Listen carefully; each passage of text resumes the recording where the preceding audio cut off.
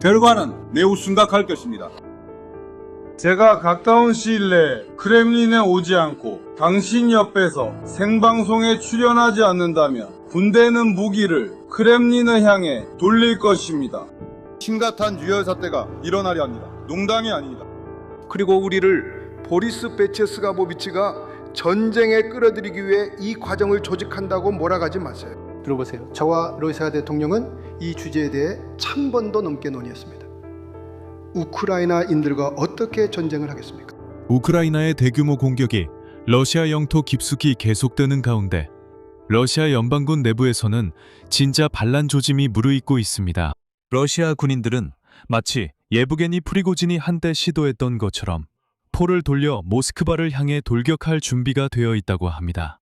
인터넷에는 러시아 연방군의 한 군인이 올린 영상 메시지가 올라왔는데 그는 자신이 국방부와 러시아 군대 최고 지휘부에 메시지만을 전달한다고 밝혔습니다. 그리고 만약 블라디미르 푸틴과의 면담이 성사되지 않는다면 이 스보시니크는 자신의 전우들과 함께 모스크바로 향할 것이라고 했습니다. 러시아인들 사이에서 불만이 실제로 커지고 있습니다. 특히 러시아의 연료 위기는 계속 확산되고 있으며 공식적이든 비공식적이든 연료 판매에 대한 제한이 이미 최소 83개 러시아 연방 지역과 우크라이나 정령지에서 확인되었습니다. 한편 블라디미르 젤렌스키는 우크라이나 보안국이 전쟁 종결을 강요하기 위해 러시아에 영향을 미치는 40일간의 작전을 시작한다고 밝혔습니다. 핵심은 우크라이나 보안국이 러시아에 대해 40일간 대대적인 타격을 시작한다는 것입니다. 한편 7월 7일과 8일 앙카라에서 열리는 연례 나토 정상회의에서 북대서양 동맹 국가들은 우크라이나에 700억 유로의 군사 지원을 승인할 준비를 하고 있습니다. 이 자금을 감안하면 우크라이나 방위에 대한 총 지출, 즉 자체 및 외부 지출이 올해 러시아 군사 예산과 거의 비슷해집니다. 한편 벨라루스에서는 러시아인의 영향으로 우크라이나 국경 근처에 군사 인프라를 건설하고 있습니다. 젤렌스키는 이미 민스크에 이것을 중단해야 한다는 신호를 전달했다고 밝혔습니다. 그럼에도 불구하고 벨라루스는 우크라이나인들이 지뢰가 매설된 국경 숲으로 가도록 도발하려 하고 있습니다. 벨라루스 국경위원회는 우크라이나 주민들이 버섯과 베리를 채취한다는 명목으로 벨라루스 숲에 쉽게 출입할 수 있도록 간소화된 통과를 보장할 준비가 되어 있다고 밝혔습니다. 하지만 이것은 군사 도발을 위한 인간 방패가 될 수도 있습니다.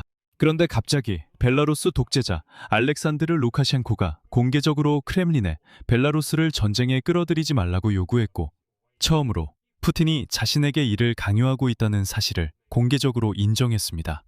제 이름은 알렉세이 패치입니다. 최근 뉴스를 이야기해봅시다. 하지만 시작하기 전에 이 채널을 구독해주시고 영상에 좋아요를 눌러주시며 이 영상 아래 여러분의 댓글을 남겨주시길 부탁드립니다.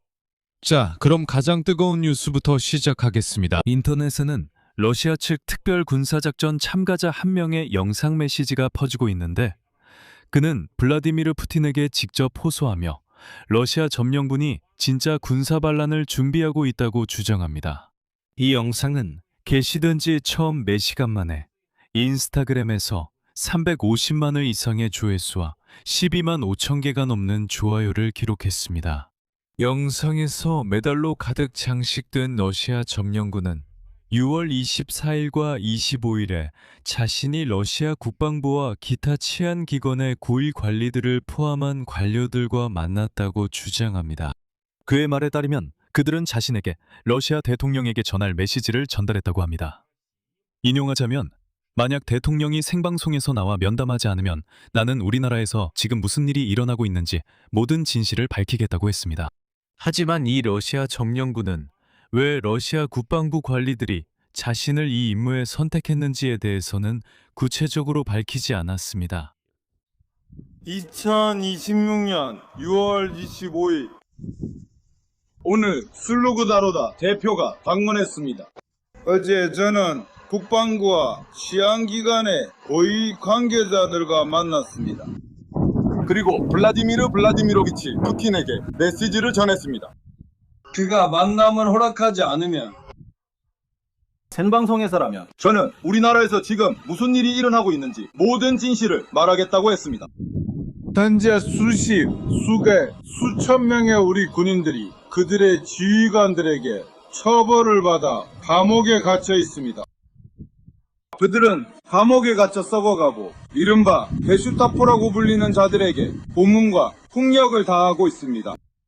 그들은 멍청하고 사살적인 명령을 거부했다는 이유로, 자유를 포기하지 않겠다고 했다는 이유로 이런 대우를 받고 있습니다. 이것은 자금입니다. 그리고 결국 그들은 완전히 지워지고 실종자로 만들어집니다. 브라디미르 브라디미로비치, 이 점에 주목해 주시고 저를 불러주십시오. 결과는 매우 심각할 것입니다.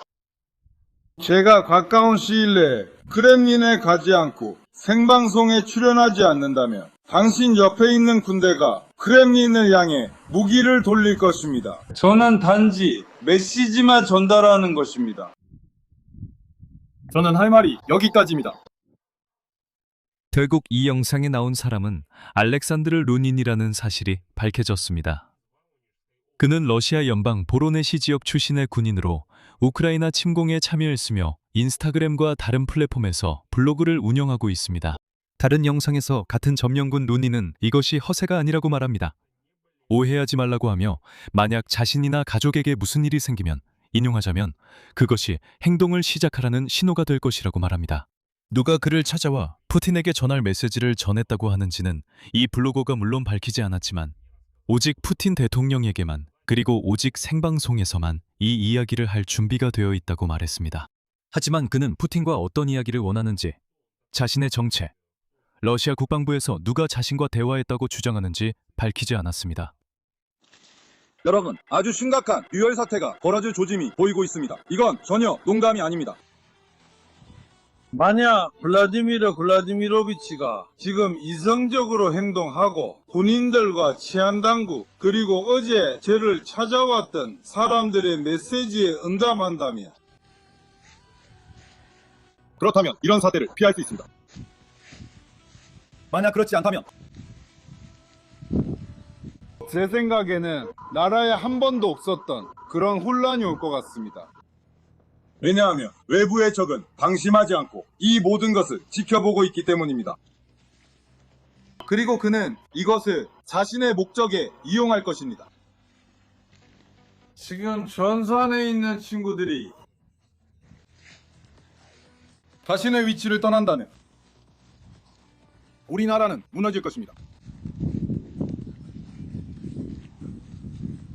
여러분은 가장 중요한 것을 이해해야 합니다. 우리는 더 이상 물러설 곳이 없습니다. 저는 제 인생 전체를 걸었습니다. 저는 저항의 주도자가 아닙니다. 저는 블라디미르 블라디미로비치라 제 말을 들은 사람입니다. 그리고 여기서 저는 이것이 미친 러시아 점령군이 자신에게 관심을 끌기 위한 시도로 보일 뿐이라는 점을 강조하고 싶습니다. 왜냐하면 그의 발언은 바로 2023년 바그너 BMC 반란 1주년에 나왔기 때문입니다.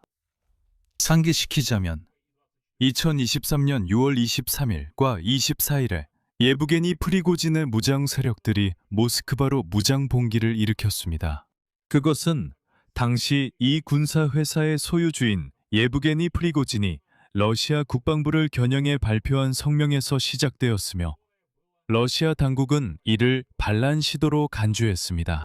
그리고 프리고진 역시 자신의 무장 세력을 이끌고 모스크바로 향했는데 이는 국방부에서 자신의 말을 듣지 않는다고 생각해서 블라디미르 푸틴과 직접 대화하기 위해서였습니다. 전반적으로 지금 상황을 보면 또 한 명의 특수 군사작전 참가자가 정신이 나가서 이렇게 관심을 끌려고 한 것처럼 보입니다. 제 생각에는 그 이상도 이하도 아닙니다.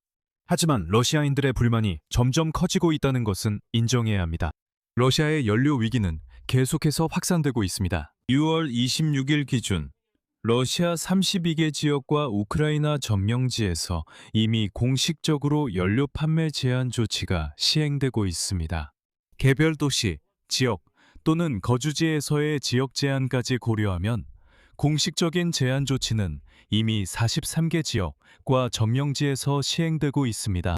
공식적이든 비공식적이든 연료 판매 제한이 최소 83개 지역과 우크라이나 점령지에서 확인되었습니다. 사실상 연료 위기의 영향을 받지 않은 러시아 지역은 이제 거의 남아있지 않습니다. 가장 흔한 제한은 연료를 통에 담아 판매하는 것을 금지하는 것이며 한 차량당 휘발유는 20리터, 디젤 연료는 80리터로 제한하는 것입니다. 또한 일부 지역에서는 도로를 따라 운행하는 화물차에 대해 디젤 연료를 200리터로 제한하고 있으며 일부 지역에서는 국가기관, 농업기업, 그리고 핵심 인프라에 우선적으로 연료를 공급하는 조치를 도입했습니다. 우크라이나 점령 지역에서는 연료 상황이 가장 심각합니다.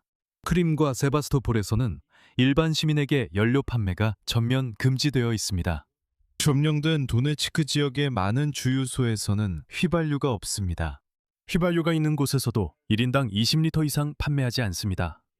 연료를 통에 담아 판매하는 것은 금지되어 있으며 디젤은 특별 서비스용 쿠폰이 있어야만 받을 수 있습니다. 점령된 루안스크 지역에서도 휘발유는 1인당 20리터 이상 판매되지 않습니다. 점령된 자포리자 지역에서는 한 번 주유할 때 연료 50리터 제한이 적용되고 있습니다. 점령된 헤르손 지역에서는 연료가 쿠폰으로 지급되고 있습니다.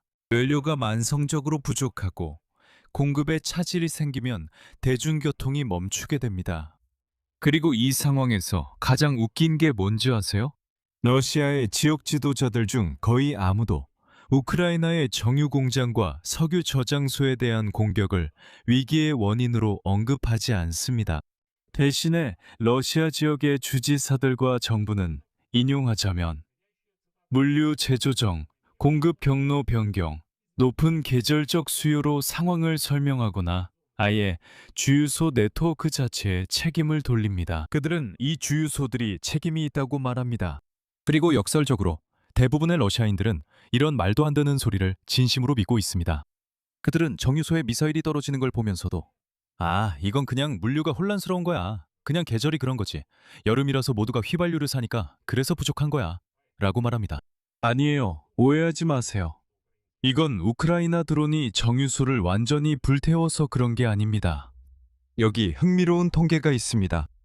러시아 언론 구메르산트는 러시아 국방부 보고서를 바탕으로 2026년 초부터 우크라이나군이 러시아 영토와 합병된 크림반도에 거의 4만 대의 드론을 발사했다고 집계했습니다. 러시아 국방부의 1일 보고서에 따르면 1월부터 6월까지 방공부대가 3만 9천 대가 넘는 우크라이나 드론을 요격 및 파괴했다고 합니다. 평균적으로 한 달에 약 6천 대입니다. 그리고 6월 한 달도 채 안 돼요. 이 수치는 이미 거의 1만 대의 드론에 달했습니다. 그리고 최근 몇 달 동안 우크라이나군은 석유 인프라를 집중적으로 공격했고 이로 인해 러시아 연료 시장에 심각한 영향을 미쳤습니다. 그리고 로이터 통신이 업계 소식통을 인용해 보도한 바에 따르면 모스크바와 타네코를 포함한 여러 대형 정유 공장의 가동 중단으로 인해 6월 자동차용 휘발유 생산량이 지난해 6월에 비해 25% 감소했습니다. 현재 러시아에서는 하루에 최대 8만 5천 톤의 휘발유만 생산되고 있으며 여름철 소비량은 최소 11만 톤에 달합니다. 즉, 생산량이 수요의 20%를 충족하지 못하고 있습니다. 하지만 이 모든 것은 시작에 불과한 것 같습니다. 우크라이나 보안국이 러시아를 상대로 전쟁 종결을 강요하기 위한 40일간의 영향력 작전을 시작하고 있습니다. 이 사실은 우크라이나 대통령 젤렌스키가 밝혔습니다. 국가 원수는 에브게니 흐마라. 우크라이나 보안국장의 장거리 제재, 중거리 제재 계획과 알파 특수작전센터의 전선 성과에 대한 보고 결과를 전했습니다. 우크라이나 대통령의 발언을 인용하겠습니다. 전쟁 종식을 강요하기 위해 우크라이나 보안국 SBU에 침략국을 상대로 한 40일간의 영향력 작전을 승인했습니다. 몇 달 연속으로 바로 SBU가 다양한 종류의 드론 덕분에 전선에서 우크라이나의 진지를 가장 효과적으로 방어하고 있습니다. 알파 특수작전센터는 점령군의 인원과 장비를 격파한 실적에서 선두를 달리고 있습니다.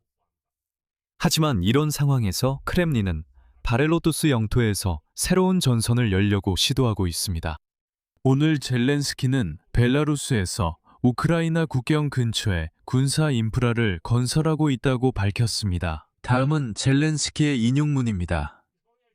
우크라이나 대외 정보국장 대행 올레그 루고브스키는 벨라루스에서 명백한 러시아의 영향 아래 우크라이나에 대한 잠재적 침략 확대를 준비하는 조치들이 시행되고 있다고 보고했습니다. 벨라루스에서 우크라이나 국경을 따라 도로 인프라와 탄약 및 연료, 윤활유 저장기지 건설이 마무리 단계에 있습니다. 이것들은 군사적 목적 외에는 아무런 의미가 없습니다. 다음과 같은 국경 방향에 관한 이야기입니다. 코브린코벨, 이바노브 마네비치, 루니네츠 사르니, 레치차 쿠로스텐, 고멜 체르니고프. 러시아 문서에서는 이것이 소위 특별 군사작전 임무의 맥락에서 설명되고 있다는 것을 알고 있습니다.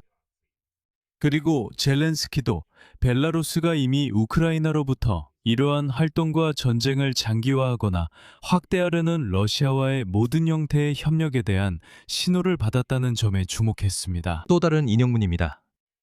벨라루스는 평화를 위해 자신들이 어떤 조치를 취해야 하는지 알고 있습니다. 벨라루스 측의 침략을 위한 국경 인프라 개발은 중단되어야 합니다.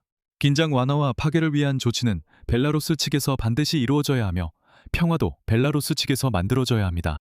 이런 상황에서 벨라루스 국경위원회와 그 뒤를 이은 벨라루스 독재자 알렉산드르 루카셴코가 갑자기 우크라이나 주민들이 버섯과 베리를 채취하기 위해 벨라루스 숲에 쉽게 출입할 수 있도록 하겠다고 발표했습니다. 하지만 우크라이나 국경 수비대는 실제로 우크라이나인들이 야생 베리와 버섯을 채취하기 위해 국경을 넘는 관행이 수년간 존재해왔다고 밝혔습니다. 하지만 이것은 러시아가 전면적으로 침공하기 전의 일로 러시아군은 벨라루스 영토를 통해서도 우크라이나에 진입했습니다. 2022년부터 벨라루스 공화국과의 고정 국경 검문소는 물론 이러한 간소화된 통과 절차도 전혀 시행되지 않고 있습니다. 또한 벨라루스와의 전 국경에 걸쳐 지뢰 및 폭발물 장애물이 강화되었다는 점도 상기시켰습니다. 그리고 전반적으로 국경 지역에 입국하거나 체류하거나 거주하거나 작업을 수행하려면 특별 허가가 필요합니다. 그래서 벨라루스가 우크라이나인들에게 사실상 지뢰가 매설된 국경 숲으로 가라고 하는 것은 도발을 시도하려는 것으로 들립니다. 하지만 벨라루스 독재자 알렉산드르 루카셴코는 이 상황에서 전혀 잘못된 행동을 했습니다. 놀랍습니까? 민스크는 우크라이나에 대한 전투에 참여할 의사가 없습니다. 이 사실은 알렉산드르 루카셴코가 러시아 대사 보리스 그리즐로프와 모스크바 주지사 안드레이 보로비오프와의 회담에서 밝혔습니다. 크렘린이 그리즐로프를 통해 벨라루스가 우크라이나 전쟁에 더 적극적으로 참여하도록 압박하고 있다는 사실을 처음으로 공개적으로 인정한 것입니다. 그리고 이 대화 영상은 텔레그램 채널 풀페르보고에서 공개되었습니다. 그러니까 이것은 루카셴코 행정부의 공식 채널입니다. 그리고 분명히 그들이 이 영상을 의도적으로 공개한 것은 루카셴코가 표현이 좀 그렇지만 그리즐로프를 거절했다는 것을 대중에게 보여주기 위해서입니다. 그리고 우리에게 우크라이나를 상대로 한 전쟁에 참여하라고 설득하려 하지 말라고 말했다는 것이죠. 그리고 흥미로운 점은 벨라루스 구령통신사 벨타가 루카셴코의 이 발언이 바로 러시아 대사 그리즐로프에게 한 말이었다고 따로 강조했다는 것입니다. 반면 러시아 선전 매체들은 그들의 보도에서 이 발언을 그냥 무시해버렸습니다. 루카셴코는 이 문제를 블라디미르 푸틴과 여러 번 논의했으며 푸틴에게 같은 말을 반복했다고 덧붙였습니다. 벨라루스인들은 우크라이나인들과 싸우고 싶지 않다고 말입니다. 우리가 전쟁에 휘말릴 필요는 없으며 보리스 베체슬라보비치가 우리를 전쟁에 끌어들이기 위해 무언가를 조직하고 있다는 식으로 우리를 몰아가지 말아야 합니다. 들어보세요. 저와 러시아 대통령은 이 주제를 1000번도 넘게 논의했습니다. 여기서 우크라이나인들과 어떻게 싸울 수 있겠습니까? 저쪽에는 대부분 영토 방위군인데 말이죠. 우리가 벨라루스인들과 싸우고 싶어 하지 않는 그 기계공, 낙농부, 그리고 일하는 청년들에게 총을 쏘겠습니까? 우리도 우크라이나인들과 싸우고 싶지 않습니다. 그래서 우리의 입장, 안드레이, 네가 이해하길 바라는데 평화적입니다. 하지만 어떤 상황에서도 우리는 러시아와 함께할 것입니다. 우리는 이것을 매우 소중히 여기고 있습니다. 알렉산더 그리미예비치. 반류될 수 없습니다. 본질적으로 합의합시다. 우리는 전쟁이 필요 없습니다. 우리에겐 땅도 충분하고 경제도 충분하고 문제도 충분합니다. 그러니 어떤 대립도 필요 없습니다. 여기서 흥분할 필요 없습니다. 이것은 제 입장을 이해하시길 바라는 마음에서 말씀드리는 겁니다. 저는 제 입장을 숨기지 않습니다. 평화, 오직 평화입니다. 그리고 여기서 한 가지 더 말씀드리자면 전날 월스트리트 저널이 전 현직 러시아와 유럽 관리들을 인용해 모스크바가 민스크에 압력을 가하고 있다고 보도했습니다. 보도에 따르면 올해 초부터 러시아는 벨라루스 영토를 우크라이나 공격과 나토 국가들에 대한 하이브리드 작전에 사용하려고 시도하고 있으며 재정 지원 중단을 위협하고 있습니다. 소식통에 따르면 바로 그 그리즐로프가 협상을 주도하고 있다고 합니다. 그리고 프랑스 대통령 에마뉴엘 마크롱은 5월에 루카셴코에게 직접 전화를 걸어 1시간 반 동안 대화를 나누며 전쟁에 참전하지 말라고 경고했습니다. 6월 19일 블라디미르 젤렌스키는 루카셴코에게 우크라이나 도시들에 대한 파격을 조정하는 러시아 중계기를 철거할 일주일의 시간을 주었고 만약 요구를 이행하지 않으면 우크라이나가 직접 조치를 취하겠다고 경고했습니다. 그리고 6월 24일 젤렌스키는 6월 22일부터 이 중계기들이 작동을 멈췄다고 밝혔습니다. 즉, 셋째 날 루카셴코가 모두 껐다는 뜻입니다. 루카셴코가 이런 행동을 하는 건 상황의 흐름을 그가 이해하고 있기 때문인 것 같습니다. 그는 괜히 공개적으로 그리즐로프에게 우리를 밀어붙여서 우크라이나와의 전쟁에 대놓고 참전하게 만들지 말라고 말한 것이 아닙니다. 사실 7월 7일과 8일 앙카라에서 열리는 연례 나토 정상회의에서 북대서양 동맹 국가들은 우크라이나에 700억 유로의 군사 지원을 승인할 준비를 하고 있습니다. 이 자금까지 합치면 우크라이나 방위에 대한 전체 지출, 즉 자체 및 외부 지원을 모두 합친 금액이 러시아의 방위비와 거의 비슷해집니다. 적어도 모스크바가 올해 군사 예산에 책정한 금액과는 비슷합니다. 나토에서는 선언문 초안에 따르면 나토 회원국들이 우크라이나에 700억 유로 규모의 군사 지원을 제공하기로 약속했다고 밝혔습니다. 참고로 미국은 이 프로그램에 불참합니다. 참여 전 볼로디미르 젤렌스키 대통령은 유럽연합의 대출을 포함해 군사 목적에 대한 예산 지출이 사상 최대인 거의 4조 5천억 흐리 분야에 달하는 법안에 서명했습니다. 이는 거의 1,000억 달러에 해당합니다. 결국 올해 우크라이나의 전체 군사 예산은 1,780억 달러에 달합니다. 이제 비교와 이해를 위해 말씀드리겠습니다. 러시아 예산에서 국방에 책정된 금액은 12조 9,300억 루블입니다. 이는 현재 환율로 약 1,700억 달러에 해당합니다. 다시 말해서 우크라이나는 1,780억 달러이고 러시아는 1,700억 달러입니다. 즉 이 수치에서 우크라이나와 러시아가 대등해졌다는 뜻입니다. 여러분은 블라디미르 푸틴이 우크라이나를 비무장화하려고 했던 전면전 이전에 이런 상황을 상상할 수 있었나요? 그래서 저는 여기서 생각해 볼 점이 있다고 봅니다. 그리고 사실 러시아 점령군이 정말로 반란을 일으키기 시작해도 저는 크게 놀라지 않을 것 같습니다. 여기서 말을 줄이겠습니다. 여러분의 의견과 결론을 이 영상 아래 댓글로 남겨주세요. 채널 구독과 알림 설정, 그리고 좋아요도 잊지 마세요. 이 유튜브 채널의 활동을 지원하고 싶으시다면 정말 감사하겠습니다. 영상 설명에 있는 링크와 계좌 정보를 통해 어떤 방식으로든 후원하실 수 있습니다. 영상 설명에 제 텔레그램 채널 피치뉴스 링크가 있으니 꼭 구독해주세요. 오늘은 여기까지입니다. 몸 건강히 챙기세요. 모두 안녕히 계세요.